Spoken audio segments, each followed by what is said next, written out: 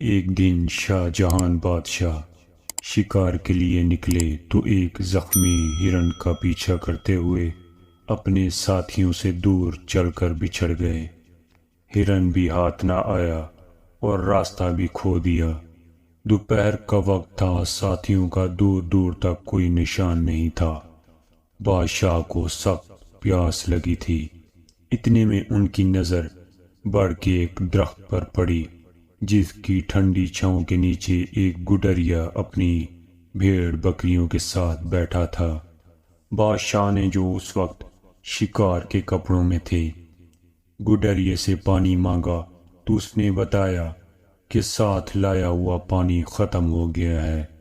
اس نے فوراً ایک بکری کے دودھ سے برتن دھو کر دوسری بکری کا دودھ بادشاہ کو پینے کے لیے دیا۔ شاہ جہان کو گڈریے کی یہ بات بہت پسند آئی اور اس نے اس سے کاغذ مانگا۔ جنگل میں بھلا گڈریے کے پاس کاغذ کہاں؟ بادشاہ نے بڑھ کا ایک پتا توڑ کر اس پر خنجر کی نوک سے کچھ لکھا اور اس گڈریے کو دیتے ہوئے بولا، یہ لو اپنا انعام، ہم نے تمہیں 2 گاؤں جاگیر میں دیے ہیں۔ جمعے کو یہ پتہ لے کر جامع مسجد دہلی آ کر ہم سے مل لینا۔ گڈریا خوش ہو کر گھر لوٹ چلا۔ اپنی کمبل زمین پر ڈال کر وہ پتہ اس پر رکھ دیا اور بکریاں بند کرنے لگا۔ ایک بکری جو ادھر سے آئی تو اس نے پتہ منہ میں اٹھا لیا اور گڈریے کے پہنچنے سے پہلے چٹ کر گئی۔ اس کا اسے بڑا دکھ ہوا اور وہ یہ کہتا ہوا جنگل میں چلا گیا کہ بکری 2 گاؤں کھا گئی۔ آخر جمعے کا دن آ پہنچا۔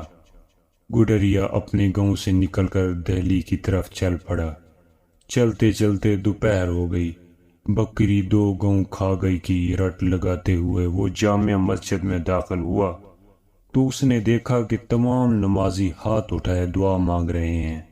اس نے بادشاہ کو بھی دعا مانگتے دیکھا تو ایک دم چیخ پڑا کہ داتا چھپڑ پھاڑ کر دے گا تو لوں گا، اور یہی کہتے ہوئے واپس بھاگ نکلا۔ بادشاہ نے نماز کے بعد اسے بہت تلاش کیا لیکن وہ نہ ملا۔ جنگل میں پہنچتے پہنچتے گڈریے کو شام ہو گئی۔ وہ وہیں ایک بڑے پرانے درخت پر چڑھ کر بیٹھ گیا۔ رات کو کچھ ڈاکو وہاں آئے اور گاؤں میں ڈاکہ ڈالنے کی منصوبہ بندی کرنے لگے۔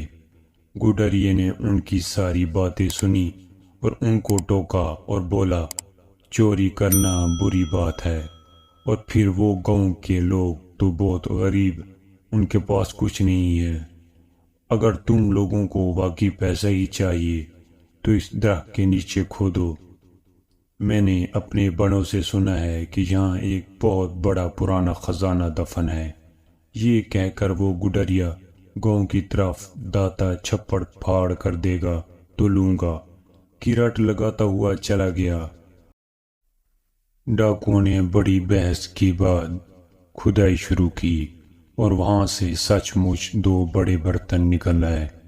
ڈاکو بڑے خوش ہوئے، مگر جیسے ان لوگوں نے برتن کھولے تو اس میں سانپ اور بچھو بھرے ہوئے تھے۔ ڈاکوؤں کو یہ دیکھ کر بڑا غصہ آیا اور وہ برتن لے کر گاؤں کی طرف چل پڑے۔ ایک جھونپڑی سے گڈریے کی آواز آ رہی تھی۔ انہوں نے وہ دونوں برتن اس گڈریے کے آنگن میں الٹ دیے تاکہ سانپ اور بچھو اسے ڈس لیں، لیکن ان برتنوں سے اشرفیاں گرنے لگی اور اس کی شور سے گاؤں کے لوگ جاگ گئے۔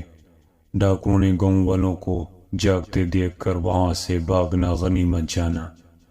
گڈریے بھی اپنی جھونپڑی سے باہر آیا اور اپنے آنگن میں اشرفیاں دیکھ کر زور سے نعرہ لگایا، داتا تو سچا ہے، تو نے مجھے چھپڑ پھاڑ کر دیا۔ اگلی صبح بادشاہ کے ملازم بھی گاؤں پہنچ گئے اور اسے دربار میں لے گئے۔ گڈریے نے بادشاہ کو سارا واقعہ سنایا اور یہ بھی بتایا کہ میں نے کیوں آپ سے انعام لیے بغیر واپس بھاگنا اچھا سمجھا، کیونکہ آپ بھی مسجد میں بیٹھ کر اس اللہ سے مانگ رہے تھے جو سب کا اللہ ہے، تو میں نے سوچا کہ میں بھی کیوں نہ اسی اللہ سے مانگوں جس سے وقت کے بادشاہ بھی مانگتے ہیں، اور آپ نے دیکھ لیا کہ اس نے مجھے میرا انعام دے دیا ہے۔ بادشاہ نے گڈریے کو عزت کے ساتھ اس کے گاؤں بھیج دیا۔